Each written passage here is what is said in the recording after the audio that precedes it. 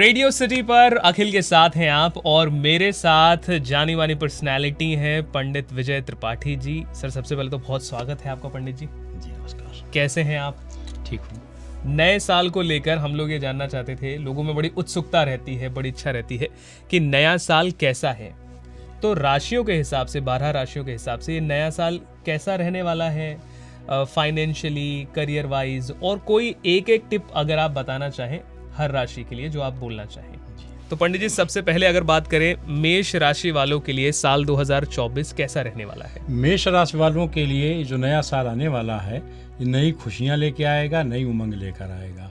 होगा ये कि अब की बार आपके लिए शनि का जो प्रवेश है ये हर तरह से लाभदायक होगा। जो लोग लोहा व्यवसाय, केमिकल व्यवसाय, पेट्रोलियम व्यवसाय, बिल्डर व्यवसाय, सीमेंट आदि से जुड़े हुए हैं, इनको अप्रत्याशित लाभ होने की पूरी संभावनाएं हैं। बस इनको एक चीज़ का एहतियात रखना होगा कि कोई भी लेन देन करते समय, पैसे का लेन देन या किसी चेकबुक पे साइन करते समय ध्यान रखें उसमें कोई भी ब्लैंक चेक किसी को साइन करके ना दें। इस नए साल में आपके हाथों से कुछ नई शुरुआत होंगी, कुछ नए मंगलमय कार्यक्रम होंगे। हर तरह से आपके लिए सुख, समृद्धि, यश, वैभव देने वाला साल होगा। क्या बात है पंडित जी। दूसरी राशि जो हमारी वृषभ राशि है, कैसा साल रहेगा? वृषभ राशि वालों के लिए होगा यह कि इनको शुक्र अब की बार बहुत अच्छे फल देगा। शुक्र के कारण इनके जीवन में इनको वस्त्र का, नाम का, यश का बहुत अच्छा लाभ मिलेगा। जिस काम में भी हाथ डालेंगे उस काम में इनको सफलता मिलेगी, लेकिन वो सफलता कम से कम 2 अवरोध आने के बाद मिलेगी। 2 अवरोध जो आपके जीवन में आएंगे उनको हटाने के लिए आप एक काम कर सकते हैं। आप सफ़ेद गुड़हल का फूल होता है, माता भगवती को आप एक फूल प्रत्येक शुक्रवार को अर्पित करते रहें, चढ़ाते रहें। यह आपके जीवन में आने वाली अनावश्यक बाधाओं को दूर करेगा और आपके लिए नई राह प्रशस्त करेगा। तीसरी हमारी राशि है मिथुन राशि, इनका कैसा साल रहेगा? जी, बड़ी प्रेमिल राशि होती है। जैसे कि मिथुन राशि होता है कि पुरुष स्त्री का जोड़ा, ऐसे ही जिन लोगों का विवाह नहीं हुआ है उनका विवाह होगा। जिन लोगों को नौकरी नहीं मिली है, रोज़गार नहीं मिला है, उनको नौकरी या रोज़गार आमद अच्छी हो जाएगी, वे कहीं न कहीं सेटल अवश्य हो जाएंगे। एक दिक्कत रहेगी इस वर्ष जून के आखिरी से लेकर के और सितंबर माह के फर्स्ट वीक के बीच में कोई न कोई शारीरिक परेशानी आपको अवश्य होगी। उस शारीरिक परेशानी से बचने के लिए आप प्रत्येक रविवार को सुबह सूर्य को जल दें। जल देते समय ये ध्यान रखें कि अगर आपका लोटा तांबे का हो तो सबसे अच्छा, तांबे का ना हो तो स्टील के बजाय, लोहे के बजाय अन्य किसी धातु का लोटा, पीतल का या कांसे का ले सकते हैं। ये पूरा का पूरा साल आपके लिए थोड़ा सा एक मान सकते हैं जीवन में एक स्पीड ब्रेकर का काम करेगा। वो समय जून से सितंबर के बीच में होगा। क्या बात है। तो आप टेंशन मत लीजिए, जो पंडित जी ने बताया है वो कीजिए। पंडित जी चौथी राशि कर्क राशि। कर्क राशि के लिए थोड़ा सा शनि अशुभ फलदायक होगा। चंद्रमा और राहु की युति जिनकी जन्मांग में बन रही होगी उनको ये डिप्रेशन में ले जा सकता है। उस डिप्रेशन से बचने के लिए आप प्रत्येक पूर्णमासी को, एकादशी से लेकर पूर्णमासी तक, ये 5 दिन आप कम से कम चंद्रमा को निहारें माने देखें। जब चंद्रमा निकला हो आकाश में तो आप ऊपर बैठ करके अपलक जितना देर हो सके उसको देखने का प्रयास करें। ये शारीरिक कष्ट तो आपको देगा, लेकिन आर्थिक तौर पर आपको पूरी तरह से मजबूत करने का प्रयास करेगा। पुरातन संपत्ति भी आपको मिल सकती है। क्या बात है पंडित जी। 5वीं राशि सिंह राशि, कैसा रहेगा राशिफल? सिंह राशि यथा नामे तथा गुणे, तेज तर्रार राशि होती है और आपको जीवन में ये आगे ले जाएगी। आगे ले जाने के साथ इसमें एक चीज़ होगी, इस वर्ष आपके अंदर थोड़ा सा उत्तेजना और क्रोध की मात्रा ज़्यादा होगी।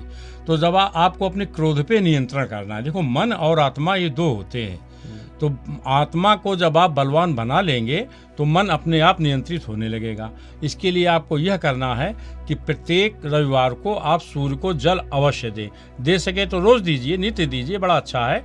प्रत्येक रविवार को दीजिए और जल देने से पहले उसमें थोड़े से 4-5 दाने काले तिल डाल लीजिएगा और जल का लोटा ले करके अपने सर के ऊपर से नीचे पांव तक सूर्य की किरणें उस जल को भेद कर आपके शरीर को स्पर्श करें।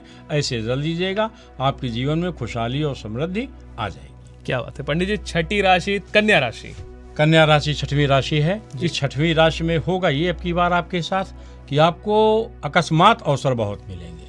पता चला कि आप सो रहे हैं, सुबह सोकर उठते हैं, आपके पास फ़ोन आता है कि भाई आपको फला जगह ज्वाइन करना है। यात्राओं के अवसर आपको खूब मिलेंगे। आप एक काम कीजिएगा, कन्या राशि का स्वामी होता है बुध, इसलिए आप हरे मूंग की या हरे उड़द की दाल गाय को प्रत्येक बुधवार को अवश्य खिलाइए।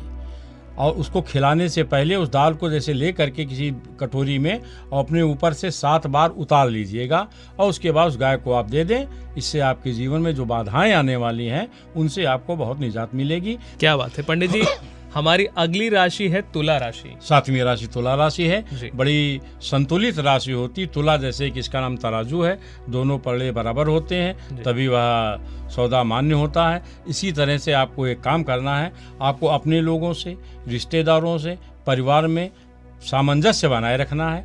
थोड़ा उलझने आएंगी जरूर, वो उलझनों के पीछे जो मूल कारण होगा वो होगा धन की इस वर्ष आपके पास थोड़ी सी मात्रा कम होगी, या यूं भी कह सकते हैं धन तो आएगा लेकिन आपके खर्चे बढ़ जाएंगे, शौक आपके अंदर ज़्यादा पैदा होंगे। मेंटेन करना है। एक काम कीजिएगा, जो जीवन में बाधाएं आती हैं इनको दूर करने के लिए आप प्रत्येक शुक्रवार को कम से कम 100 ग्राम के आसपास कोई ब्रेड या रोटी या कोई चीज़ कुत्ते को अवश्य खिलाइए। सुबह खाना जब नाश्ता करते हैं, नाश्ता करने के बाद कुत्ते के लिए कुछ बिस्कुट या कोई चीज़ निकाल करके रख दीजिए, उसको खिलाइए। आपके जीवन में आने वाली बाधाएं दूर होंगी। बहुत बढ़िया पंडित जी। 8वीं राशि वृश्चिक राशि जी, कैसा रहेगा? वृश्चिक राशि एज लाइक स्कॉर्पियो, बिच्छू जी, तो उसी तरह की राशि है। वृश्चिक राशि उग्र राशि होती है, इसका स्वामी मंगल होता है। इस राशि वालों को इस वर्ष प्रॉपर्टी खरीदने के अवसर मिलेंगे। हो सकता है कि आप गाड़ी भी खरीदें, ये अवसर आपको निश्चित तौर पर मिलेंगे। यहाँ पे एक चीज़ आपको देखनी है कि आपको उतावलेपन में कोई भी काम नहीं करना है। कोई भी चीज़, कोई भी ज़मीन प्रॉपर्टी खरीदते समय उसको ठीक से ठोंक बजाकर देख अवश्य लीजिएगा, अन्यथा बाद में फिर आपको दिक्कतें आ सकती हैं। बाकी पूरा का पूरा वर्ष आपके लिए अच्छा जाएगा। मार्च 15 से लेकर अप्रैल 14 के बीच में कुछ आपके जीवन में दिक्कत आएगी। वो दिक्कत अर्थ से संबंधित होगी, माने पैसे से संबंधित होगी। इन दिक्कतों को दूर करने के लिए आप प्रत्येक मंगलवार को थोड़ा सा गुड़ गाय को खिलाएं। क्या होता है पंडित जी? आखिरी 3 राशियां बची हैं, तो 9वीं राशि धनु राशि के बारे में आप क्या कहेंगे? धनु राशि बड़ी ही तेज तर्रार राशि होती है। इसे धनुष बाण होता है, तीर चलते हैं। आपकी वाणी जो होगी ना, तो उसमें व्यंग ज़्यादा बोलेंगे आप।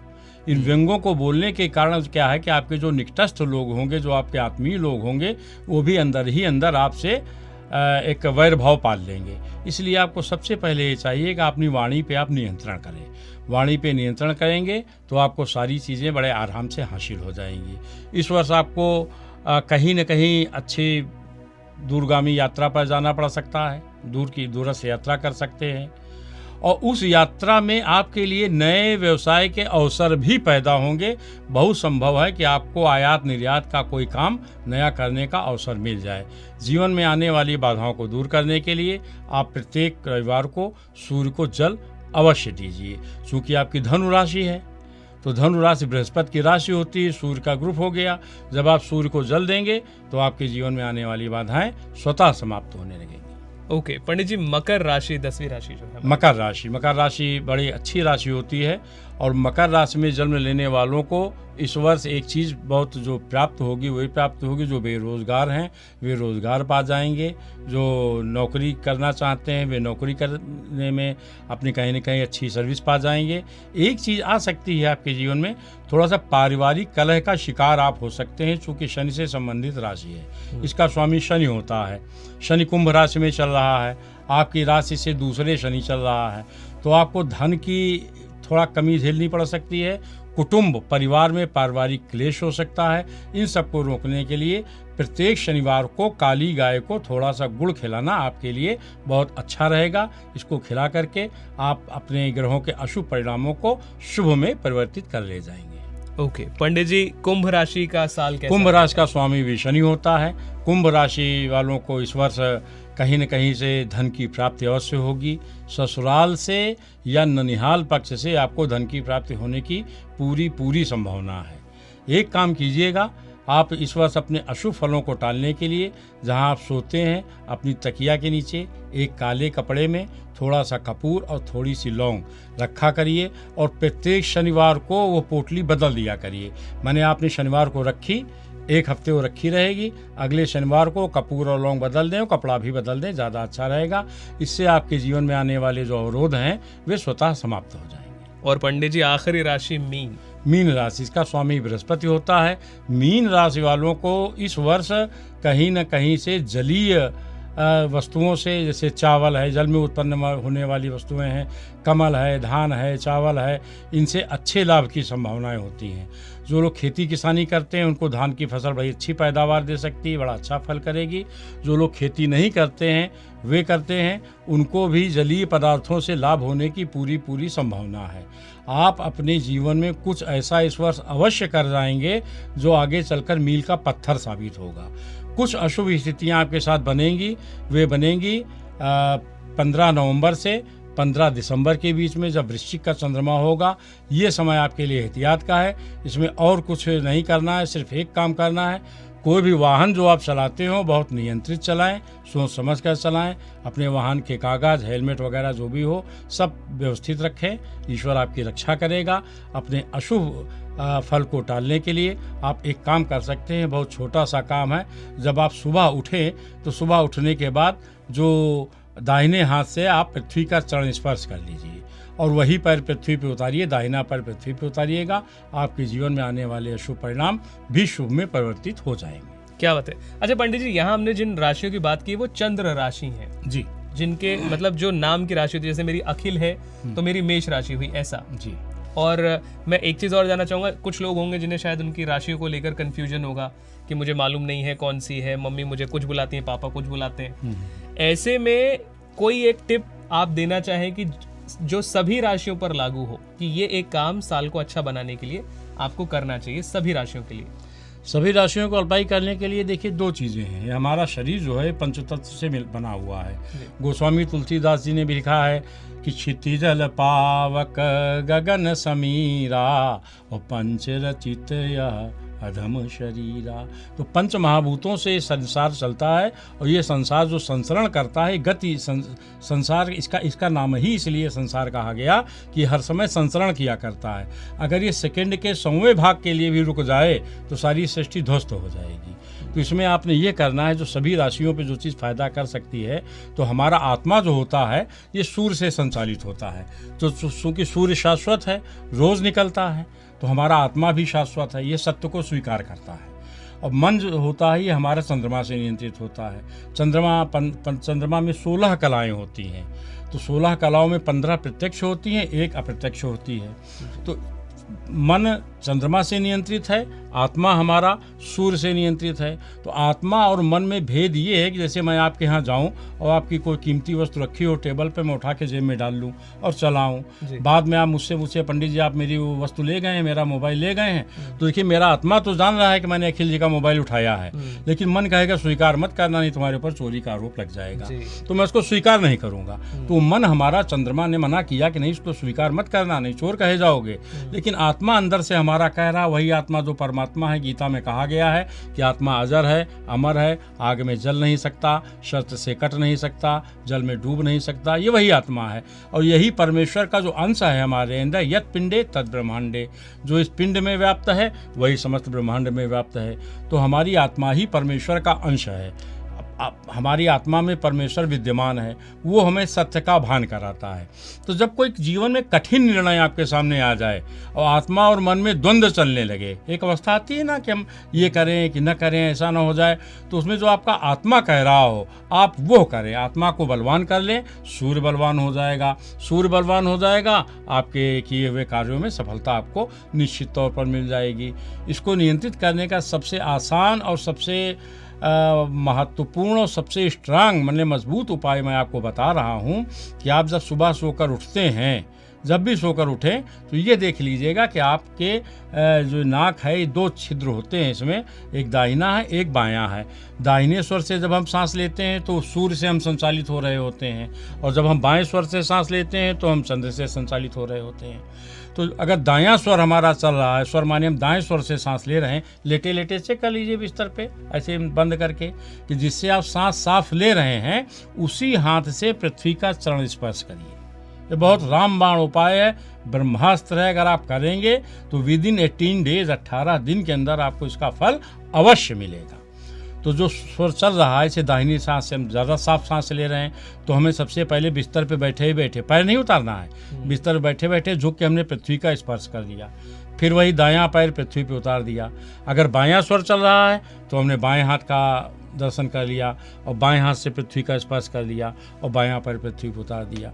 तो इससे ये होगा कि आप ब्रह्मांड के साथ साथ चलेंगे, आप प्रकृति के साथ चलेंगे। हवा पूरब से पश्चिम को चल रही है और आपको पश्चिम दिशा को जाना है। आप साइकिल पे एक पैडल मारेंगे, आप 4 मीटर चल जाएंगे। अगर आपको पश्चिम से पूरब जाना है, हवा पूरब से पश्चिम चल रही है, तो आप जब 4 पैडल मारेंगे तब 1 मीटर चल पाएंगे।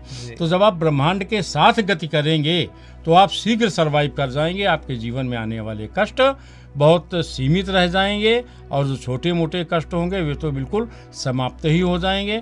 बस आपको प्रकृति के साथ नियंत्रित होकर चलना है, प्रकृति के साथ चलना है, प्रकृति के विपरीत नहीं चलना है। जब हम पहाड़ चलते हैं तो हाँफने लगते हैं, जब हम ढाल उतरते हैं तो गति में स्वतः तेजी आ जाती है। ये संसार का नियम है।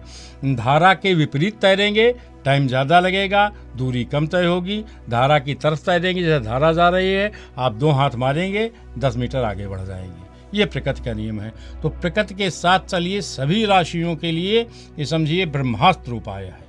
क्या बात है। तो ऐसी ही और बातों के लिए रेडियो सिटी को जरूर फॉलो कीजिए, और वीडियो अच्छा लगा हो तो कमेंट करके जरूर बताइए। नमस्कार।